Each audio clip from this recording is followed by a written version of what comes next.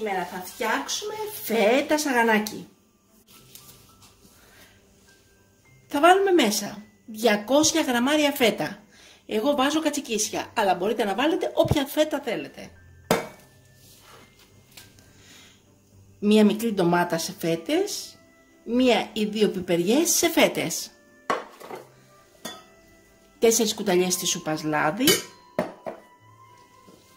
και 5 γραμμάρια λεμονοθύμαρο.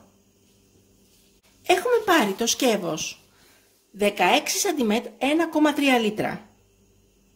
Έχουμε κόψει σε φέτες τις ντομάτες και τις έχουμε βάλει στο πυθμένα. Βάζουμε από πάνω μία κουταλιά της σούπας λάδι.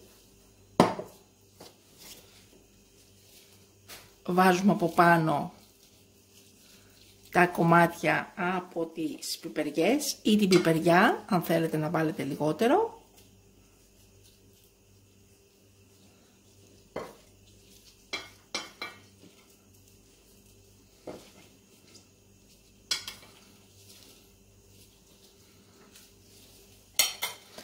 Από πάνω βάζουμε τη φέτα.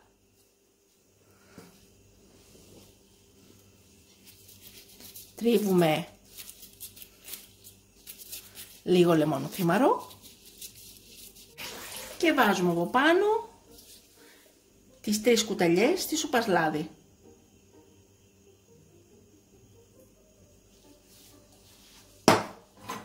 Κλείνουμε το καπάκι και μαγειρεύουμε 15 με 18 λεπτά. Έχουμε βάλει το μάτι της κουζίνας στο 7. Μόλις ο πράσινος δείχτης φτάσει στο πρώτο χοντρό κόκκινο, χαμηλώνουμε από το 7 στο 2 ή 3. Μόλις φτάσει στο κεντρικό χοντρό μαύρο, αρχίζουμε και μετράμε 15 με 18 λεπτά. Όσο πιο μαλακό το θέλουμε, μπορούμε να το αφήσουμε και περισσότερο χρόνο. Δηλαδή, μπορούμε να το αφήσουμε και 20-25 λεπτά. Είναι ανάλογα από το πώς μας αρέσει να το τρώμε εμείς.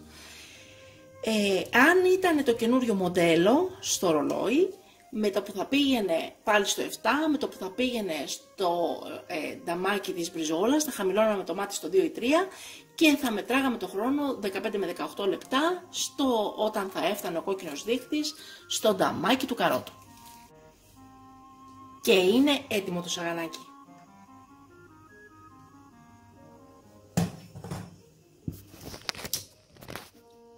Σερβίρουμε.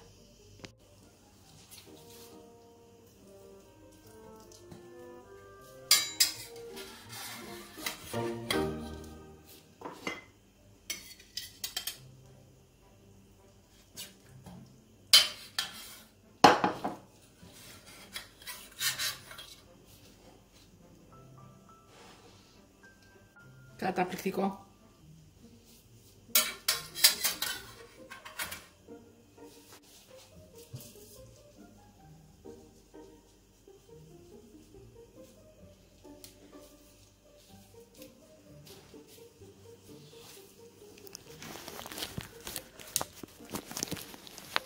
Και είναι υπέροχο το σαγανάκι μας. Και καλή μας όρεξη! Μην ξεχάσετε να γραφτείτε στο κανάλι μας στη διεύθυνση που βλέπετε στο κάτω μέρος του βίντεο.